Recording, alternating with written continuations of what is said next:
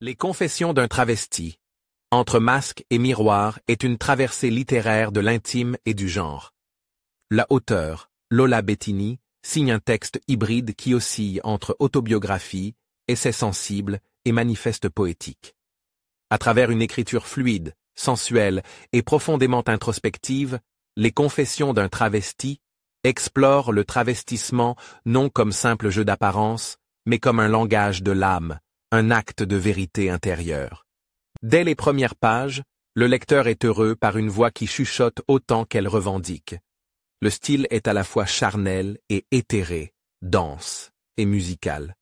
On y lit les frissons du collant sur la peau, la promesse contenue dans un trait de rouge à lèvres, la puissance symbolique d'un regard lancé à travers le miroir. La narration épouse les sensations, les doutes, les élans d'une subjectivité en quête de complétude. Ce texte refuse toute sécheresse théorique. Il s'inscrit plutôt dans une tradition littéraire de la confession intérieure, héritière de Rousseau et de Colette, mais actualisée par une conscience queer du corps et du désir.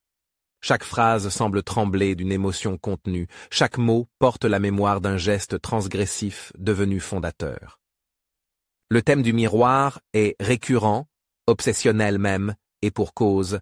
Le travestissement, ici, devient le prisme à travers lequel l'identité se réfléchit, se diffracte, se recompose. Loin de tout folklore ou artifice, la métamorphose correcte est décrite comme une mise à nu paradoxale.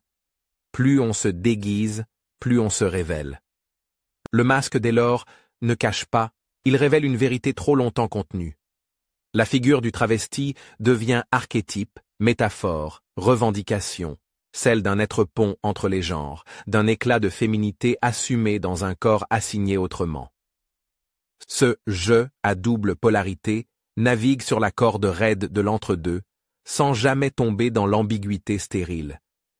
Il y a dans ce flou une profondeur troublante, une identité assumée non comme fixité, mais comme mouvement, tension, poésie.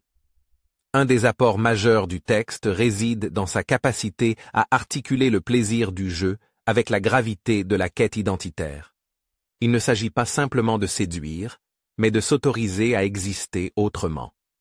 Le texte se situe à la croisée de la philosophie du genre, de la sociologie des apparences et du théâtre de l'intime. Il interroge le désir des hommes face aux travestis, non pour flatter l'ego ou alimenter des fantasmes, mais pour mettre à nu les mécanismes de projection, de fascination et de refoulement.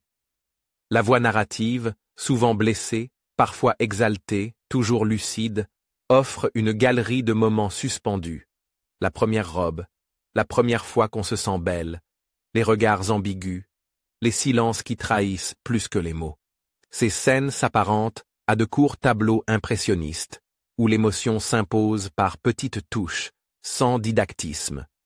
Une œuvre nécessaire, à l'heure où les débats sur les identités de genre sont trop souvent réduits à des postures politiques ou idéologiques, ce livre apporte une parole incarnée, profondément humaine. Il ne cherche ni à convaincre ni à choquer, il témoigne, avec pudeur et intensité.